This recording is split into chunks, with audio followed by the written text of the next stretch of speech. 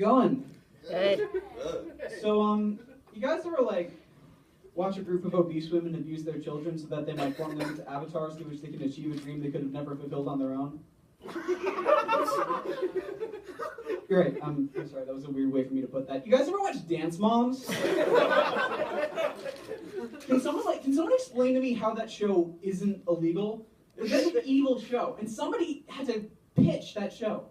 Somebody had to come up with the idea for Dance Moms.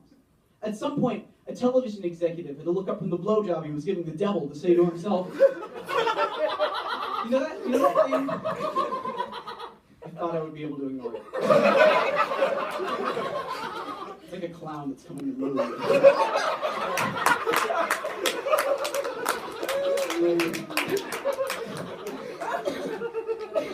To say to himself, you know that thing we do with reality television where we take something that should be like fun and creative and turn it into this hyper-competitive, self-esteem destroying clusterfuck? You know what that's missing? Children. Fragile, innocent children. Let's add them to the mix. The show is run by a walrus demon named Abby Lee Miller.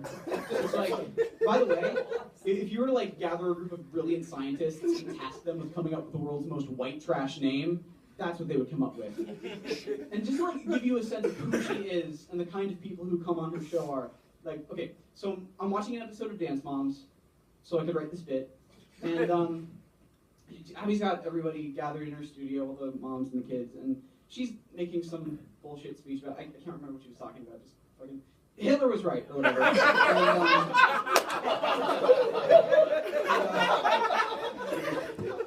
She notices that one of the moms is chewing gum. So she turns to the mom and she says, I want you to take that gum out of your mouth and put it on your kid. Yeah.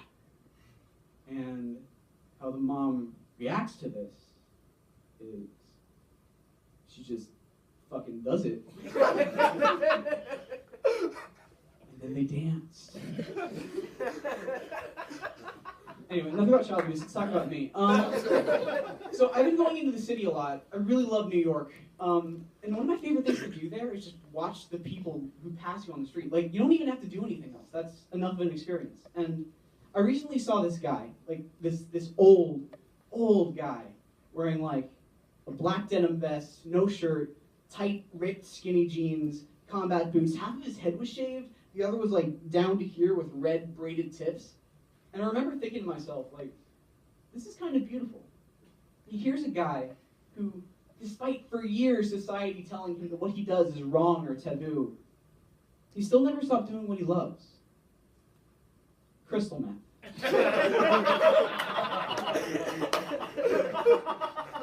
At least he knows who he is, right?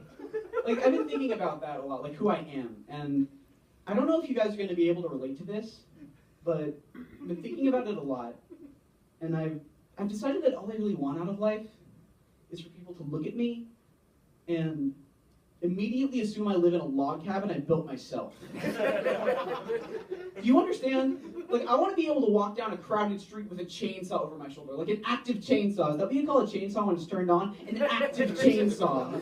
And have parents who would normally be concerned for the safety of their kids just be like, looks like he knows what he's doing. Wearing a flannel shirt that isn't actually a flannel shirt, but is instead just my own copious body hair that I've woven perfectly so that it appears to be a flannel shirt. I want to seem so incredibly manly that my image resonates backwards through time, and Renaissance painters crafting biblical depictions of Adam see it and think, that's what he should look like. I mean, life is all about setting reasonable goals, so.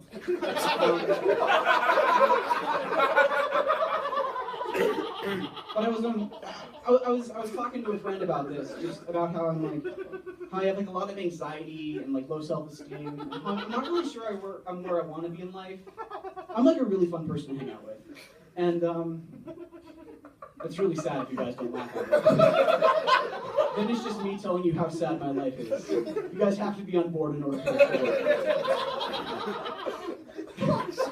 Anyway, one guy.